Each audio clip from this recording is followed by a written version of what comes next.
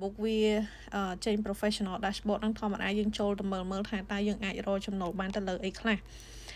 អញ្ចឹងគឺយើងចូលដល់កន្លែង monetization ហ្នឹងមកបងប្អូនណាចូលខាងលើហ្នឹងមក Facebook ឆ្នាំ2025ហ្នឹងគឺយើងអាចរកចំណូលបានទៅលើផ្កាយចានៅអាចរកចំណូលបានទៅលើផ្កាយហើយគោលការណ៍របស់ផ្កាយហ្នឹងគឺគេមានរបស់គេណាបងប្អូនណាអញ្ចឹងគោលការណ៍របស់គេគឺនៅទីនេះឯង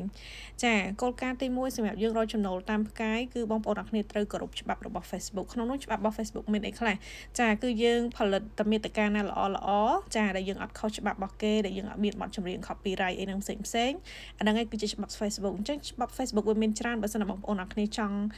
ដឹងគឺយើងចូលទៅក្នុងហ្នឹងទៅចាកន្លែង content monetization ហ្នឹងទៅយើងចូលកន្លែង CM ហ្នឹងណាចាគោលការណ៍ទី2ក្នុងការរកចំណូលតាមផ្កាយចាគឺថាបងប្អូនអរគ្នាត្រូវស្ថិតនៅក្នុងប្រទេសស្របច្បាប់ថាតើប្រទេសណាខ្លះដែលគេអនុញ្ញាតឲ្យយើងរកលុយចារកចំណូលតាមផ្កាយនេះយើងចូលមើលទៅចានេះបងប្អូននេះប្រទេសដែលយើងអាចរកចំណូលតាមផ្កាយគឺមានទាំងអស់នឹងឯងចានៅក្នុងនោះក៏មានស្រុកខ្មែររបស់យើងដែរនេះ Cambodia ណា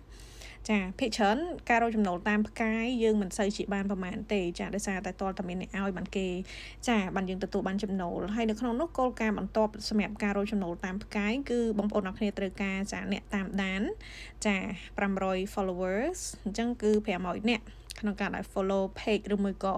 ចា Facebook របស់បងប្អូនទាំងអស់គ្នាហើយបន្តមកទៀតគឺ profile ឬមួយក៏ Facebook page បងប្អូនទាំងអស់គ្នាហ្នឹងចាត្រូវមានអ្នក follower ចា500អ្នកចារយៈពេល30ថ្ងៃចុងក្រោយនេះហើយគឺជាចំណូលតាមផ្កាយណាបងប្អូនអញ្ចឹងយើងអាចរកចំណូលតាមផ្កាយបើរកបានក៏រកបានតិចតួចដែរ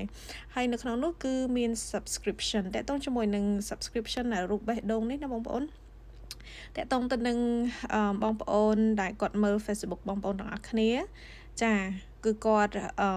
បានដូចថាឲ្យលុយយើងជាប្រចាំខែតែម្ដងនៅក្នុងនោះមួយខែគេចង់ឲ្យ5រៀល10រៀលគឺវាអាស្រ័យទៅលើចាបងប្អូនអរគ្នា set up ទេយើងដែលជាម្ចាស់ page យើងចង់ឲ្យចាអ្នកដែលគេ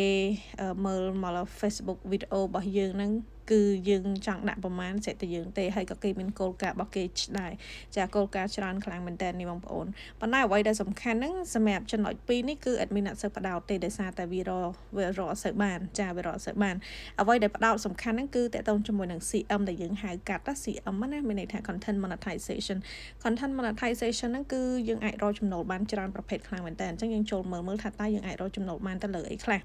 អញ្ចឹងសម្រាប់CM នេះគឺយើងអាចរកចំណូលបានច្រើនចានៅក្នុងនោះគេនឹងប្រាប់បងប្អូនទាំងអស់គ្នាថាទៅតាមប្រភេទវីដេអូវែងចាដែលយើងនិយាយពីមុនមក stream ad ហ្នឹង in stream ad ហ្នឹង ad on reel ហើយនឹង bonus ហើយនឹងផ្សេងអញ្ចឹងសម្រាប់អាចចំណុច3ហ្នឹងគឺគេចាច្បាច់ចូលគ្នាលាយចូលគ្នាតែមួយតែម្ដងតើតូនជាមួយនឹង content monetization អញ្ចឹងយើងធ្វើអីក៏យើងបានលុយដែរសម្រាប់យើងមាន tool ចាមួយនេះ tool CM នេះណាចាយើងរកចំណូលបានទាំងអស់តែម្ដងមិនថាទៅលើ story ចាយើងដាក់ story ក៏យើងបានចំណូលវាបានតិចតួចអាស្រ័យទៅលើអ្នកតាមដានចាបានទៅលើការ like share comment គឺនៅលើនឹងទាំងអស់គឺគេឲ្យវីដេអូខ្លីវីដេអូវែងចា bonus រូបថតអីហ្នឹងគឺនៅលើ tool មួយនេះឯងហើយសួរថាធ្វើមិនបាន content monetization ហ្នឹងគឺបងប្អូនអរគ្នាព្យាយាមអត់ធ្មត់ចាបន្តផុសនៅអ្វីដែលយើងចូលចិត្តផុសចូលចិត្តថតទៅចាយូរខែយូរឆ្នាំវាគង់តែឲ្យបងប្អូនទាំងអស់គ្នារកចំណូលទេបើសួរថាគោលការណ៍របស់វាបែបណាខ្លះចាគោលការណ៍របស់វាគឺអត់មាននៅក្នុងហ្នឹងទេចាគឺសំខាន់បំផុតគឺឲ្យតែ page របស់យើង